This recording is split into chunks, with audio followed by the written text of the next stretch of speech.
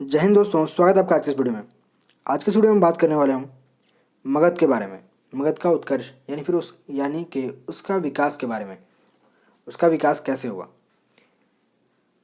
उसका पुराना नाम क्या था, उसकी राजधानी क्या थी, इस महाजनपद के ऊपर किन किन वंशों ने शासन किया।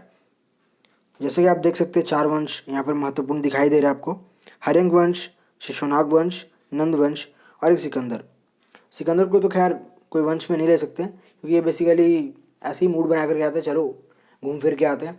अगर कब्जा हो गया तो ठीक है, वहाँ के लोगों के ऊपर शासन करेंगे और फिर मौज उड़ाएंगे, पार्टी वार्टी करेंगे। लेकिन एक्चुअली में वो ऐसा हुआ नहीं। सिकंदर के जो सिपाही थे वो बहुत ज़्यादा ख़राबी मूड में थे, तो उन्होंने क्या किया, उन्होंने मना कर दिया, अरे यार छोड़ो ना, चलो वापस चलो। उसके बाद फिर सिकंदर वापस चला गया। ठीक है, इसके आगे बढ़ते हैं। हर्यंक वंश, जिनमें 3 मेन इंपॉर्टेंट शासक थे। बिम्बिसार, जो कि इस वंश के संस्थापक थे, उनके बेटे अजातशत्रु और उनके बेटे उदयन। ये 3 बहुत ज़्यादा इंपॉर्टेंट शासक थे हर्यंक वंश के। तो हर्यंक वंश का जो शासनकाल है वो 544 से लेकर के 412 ईस्वी पूर्व, BC। ठीक है, ये वो BC वाली गाली नहीं है, ये बिफोर क्राइस्ट है। ठीक है, तो ये शासनकाल इतना इतना था। बिम्बिसार, जिन्हें श्रेणिक भी कहा जाता है, उन्होंने इस वंश की स्थापना की और ये संस्थापक कहलाते हैं। ठीक है, तो इन्होंने ये इलाका अपने कब्जा किया और फिर इनके ऊपर शासन किया, और अपनी जो राजधानी है वो राजगृह, या जो कि आज की राजगीर है, उसे बनाया। और उन्होंने अपना साम्राज्य को बढ़ाया इस प्रकार से कि वो दूसरे राजा से युद्ध लड़ने के बजाय वो उनके यहाँ वैवाहिक संबंध बना करके अपना साम्राज्य ग्रो करते रहते थे। आपको पता ही है ये किस प्रकार से होता है। जैसे मैं शादी कर लूँ किसी और घर से, तो उस घर का एरिया भी मेरा हो जाएगा और ये घर का भी एरिया हो जाएगा, तो इसी तरह वो अपना साम्राज्य बढ़ाते गए। तो बिम्बिसार के जो बेटे थे वो अजातशत्रु थे, जिन्हें कुनिक के नाम से भी जाना जाता था। ठीक है, तो बिम्बिसार की जो मृत्यु हुई वो उनके बेटे अजातशत्रु ने ही की, और उसके बाद उनके मरने के बाद 493 ईस्वी पूर्व में उन्होंने ये गद्दी संभाल ली। उसके बाद क्या हुआ, उन्होंने बौद्ध धर्म को अपनाया। वो एक्चुअली में बौद्ध धर्म के अनुयायी ही थे, तो उन्होंने बौद्ध धर्म को कंटिन्यू किया और बौद्ध धर्म को काफ़ी ज़्यादा सराहना मिली और उसको ग्रो किया गया। क्योंकि जब शासक के तरफ से अगर एक चीज़ परमिट मिल जाती है ना कि हाँ आप इस धर्म को मान सकते हैं और इसको आगे बढ़ा सकते हैं, तो उस धर्म को आगे बढ़ने में बहुत ज़्यादा हेल्प मिल जाती है। ठीक है, तो अजातशत्रु ने जैसे अपने पिता की हत्या करके गद्दी छीनी थी, वैसे ही उदयन भी था।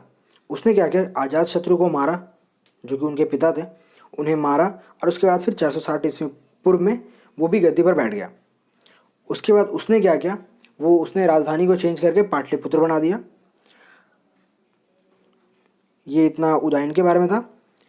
उसके बाद जो सबसे इस वंश के जो सबसे अंतिम शासक थे वो नागदशक थे।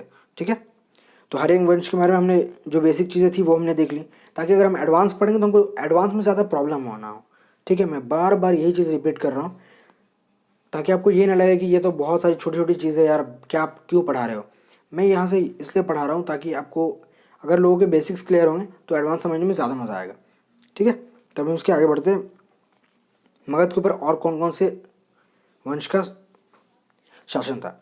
सबसे पहले हम बात करेंगे शिशुनाग वंश, जिनका शासन 412 से लेकर 344 ईस्वी पूर्व के बीच था। ठीक है, तो इन्होंने क्या किया, अवंती को जीता और वहाँ पर विजय प्राप्त की। उसके बाद उन्होंने क्या किया, अवंती को जीतने के बाद वैशाली को राजधानी बना दी। और इसके बारे में तो ज़्यादा डिटेल ना तो हिस्टोरियन को मिली है और ना उन्होंने किताब में लिखी है और ना हमें पता है। ठीक है, तो ये बला तो टली, इसे हमें कम पढ़ना पड़ेगा। तो इस वंश के जो अंतिम राजा थे वो नंदीवर्धन थे। ठीक है, तो हमने शिशुनाग वंश देख लिया। अब हम देखेंगे नंदवंश के बारे में, जिसके संस्थापक जो हैं वो बेसिकली महापद्मनंद हैं, और जो अंतिम राजा थे वो धननंद थे, जिन्हें अग्रमीज के नाम से भी जाना जाता था। और जो सिकंदर थे, जो मगध के ऊपर टहलते वहलते आए थे कि चलो वहाँ कब्जा कर लेंगे, अगर वहाँ के लोग माने तो ठीक है, वहाँ कब्जा कर लेंगे, लोगों के ऊपर शासन चलाएंगे और उसके बाद फिर पार्टी ऐश करेंगे और क्या। लेकिन वैसा हुआ नहीं, तो वो सिकंदर धननंद के समकालीन थे, यानी कंटेम्पररी थे। ठीक है, तो मैंने आपको बताया नहीं शिशुनाग वंश के संस्थापक कौन से थे। तो शिशुनाग वंश के संस्थापक जो थे उनका नाम शिशुनाग ही था। उनके अकॉर्डिंग ही ये नाम, उनके नाम पर ही ये वंश का नाम चलता गया। ठीक है, हम बात करेंगे अब सिकंदर के बारे में। ये कहाँ से आया, ये क्या करता था, इसके पिता कौन थी, इन सब चीज़ों के बारे में बात करेंगे। तो सिकंदर ही बेसिकली मकदूनिया का राजा जिसका नाम था फिलिप, उसके बेटे थे सिकंदर, और बेसिकली अरस्तु के शिष्य यानी कि स्टूडेंट थे। उन्होंने क्या किया, वो टहलते टहलते व्यास नदी के पास पहुँचे और उन्होंने सोचा चलो एक काम करते, जब इतनी दूर आ ही गए हैं तो मगध के ऊपर भी कब्जा कर लेते, फिर पार्टी वार्टी चलेगी और क्या। लेकिन उनके जो सिपाही थे उन्होंने यार बोला अबे यार क्या करवा रहे इतना, तो उन्होंने मना कर दिया, और जिसकी वजह से सिकंदर को वहाँ से लौटना पड़ा।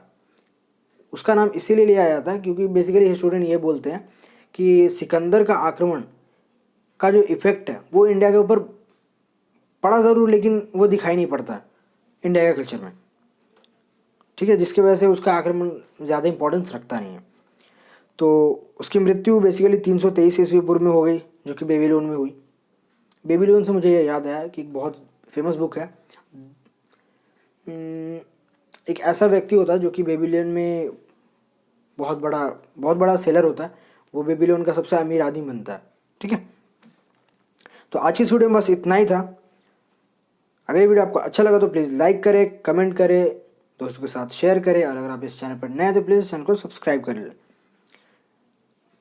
बस आज के लिए इतना ही बोलूँगा, अपने ऊपर भरोसा रखें और पढ़ाई करते जाएं। एक दिन आपको सफलता झक मार के मिलेगी, आपके कदमों में आके गिरेगी सफलता। ठीक है, तो आज के इस वीडियो में बस इतना ही था। तब तक के लिए जय हिंद, वंदे मातरम।